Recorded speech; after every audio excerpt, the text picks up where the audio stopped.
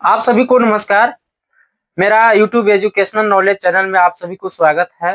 मेरे चैनल से जुड़े रहने के लिए आप मेरा चैनल को सब्सक्राइब तथा लाइक जरूर कीजिएगा। और दूसरी बात कि आप मेरे वीडियो को अंत तक देखिएगा। मैं घटाना बताने जा रहा हूँ बीजगणित का। जैसे 6 से लेकर के 10 तक में सवाल जो होता है बीजगणित का, उसमें जो बीजगणित की घटाना होता है उसमें हमेशा यूज किया जाता है। तो देखिए किस प्रकार से इस सवाल को हम हल करेंगे। जैसे ये सवाल दिया हुआ है, इस सवाल को हल करने के लिए हम 2 नियम का प्रयोग करते हैं।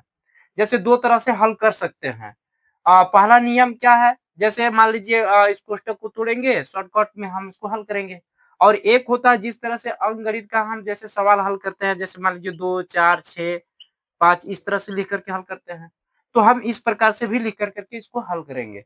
तो सबसे पहले देखिए मैं सवाल को जो पहला नियम है, यानी पहला नियम देखिए मैं बताने जा रहा हूँ। यहाँ पे लिखेंगे पहला नियम।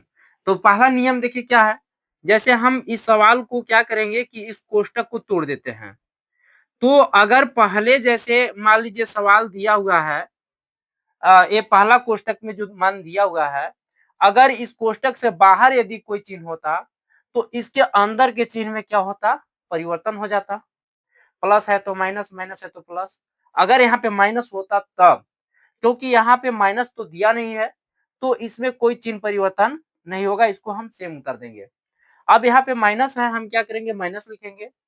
अब देखिए इसके अंदर की जो मान है, जो चिन्ह दिया हुआ है, वो परिवर्तन हो जाएगा। परिवर्तन क्यों होगा? क्योंकि यहाँ पे माइनस है, यदि जब कोष्ठक तोड़ेंगे तो ऑलरेडी आपका अंदर का जो चिन्ह है वह परिवर्तन होगा, क्योंकि यह माइनस अंदर में गुणा करेगी। तो जैसे इसको तोड़ेंगे तो क्या हो जाएगा? एक्स स्क्वायर, प्लस है तो क्या होगा? माइनस एक्स हो जाएगा, और प्लस है तो माइनस 3 हो जाएगा। क्यों हुआ?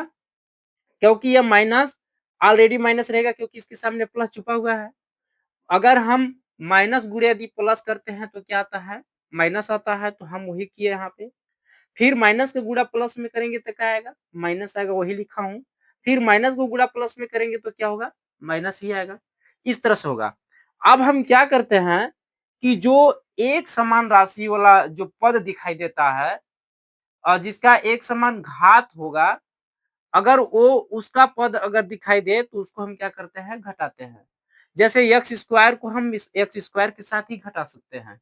ये नहीं कि एक्स स्क्वायर को हम एक्स के साथ घटा दें। अगर ऐसे करेंगे तो ये सवाल गलत हो जाएगा। तो हम क्या करेंगे कि एक्स स्क्वायर वो लोग को देखेंगे पहले कि इसमें कैसे है। तो एक एक्स स्क्वायर यहाँ है, एक एक्स स्क्वायर यहाँ है, यानी यहाँ है और यहाँ पे है।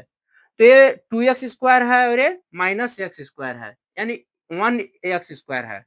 तो 2x स्क्वायर में से 1x स्क्वायर घटेगा तो क्या बचेगा? एक्स स्क्वायर बचेगा। अब यहाँ पे 3x है और यहाँ पे केवल x है। अब एक घटेगा तो कितना बचेगा? Plus 2x। प्लस हम क्यों लिख रहे हैं, माइनस क्यों नहीं लिख रहे हैं? प्लस हम इसलिए लिख रहे हैं कि ए 3x क्या है? बड़ा है। अब बड़ा के सामने जो चिन्ह रहता है लिखा हुआ, वही चिन्ह हम लिखते हैं। इसलिए हमने 2x लिखा। फिर प्लस है, प्लस लिखेंगे। अब क्यों प्लस लिख रहे हैं? क्योंकि ये 3 है और 3 के सामने माइनस है, और ये 5 है, 5 के सामने प्लस है, यानी 3 से 5 बड़ा है, इसलिए हमने प्लस लिखा।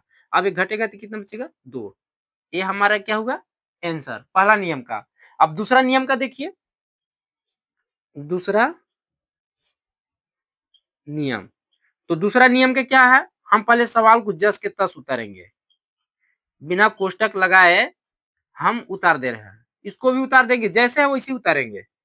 X square plus x plus 3, इस तरह से देखिए हमने उतारा। अब यहीं पे देखिए सवाल कह रहा है को घटाइए, यानी इन दोनों को घटाना है। तो घटाने में हम क्या करते हैं? जैसे यहाँ पे प्लस अगर दिया हुआ है तो माइनस कर देंगे, और यहाँ भी प्लस है तो माइनस कर देंगे, यहाँ भी प्लस है तो माइनस कर देंगे। अब देखिए जो यह चिन्ह पहले से जो दिया हुआ था प्लस प्लस, इसका कोई वैल्यू अब नहीं रह गया। अब सिर्फ माइनस माइनस का ही वैल्यू रहेगा। हम माइनस को ही लेकर के हम इस सवाल को घटाएंगे। तो जैसे 2x स्क्वायर में से एक्स स्क्वायर घटाएंगे, अभी जस्ट ऊपर घटाए थे तो कितना बचा था? X square. अब बड़ा के सामने क्या है? प्लस है, प्लस लिखेंगे। एक घटेगा तो क्या बचेगा? 2x बचेगा ना, क्योंकि यहाँ पे केवल x है ना, यहाँ पे 3x है, तो घटेगा तो 2x बचेगा। यहाँ भी प्लस होगा। अब 5 में से 3 जाएगा तो कितना बचेगा? 2। इस प्रकार से हमारा क्या होगा? आंसर। मैं उम्मीद करूँगा कि आप लोगों को यह सवाल बहुत ही अच्छी तरह से समझ में आ गया होगा।